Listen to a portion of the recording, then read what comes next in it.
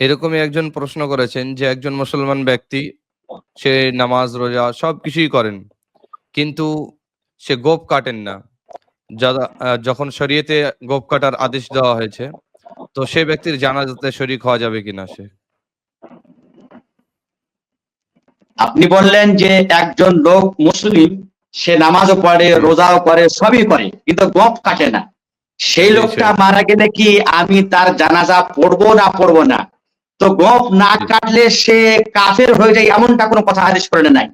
আপনাকে তার জানাজা পড়তে হবে বা তার জানাজা পড়া শরীয়ত সম্মত যে মুসলিম। সুতরাং জি, জি। গোঁফ যে না কাটছে সে অমুসলিম নয়, সে মুসলিম।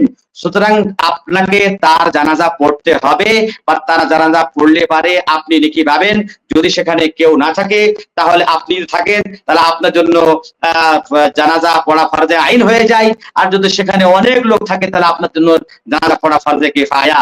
সুতরাং তার জানাজা হবে, পড়তে হবে। জি।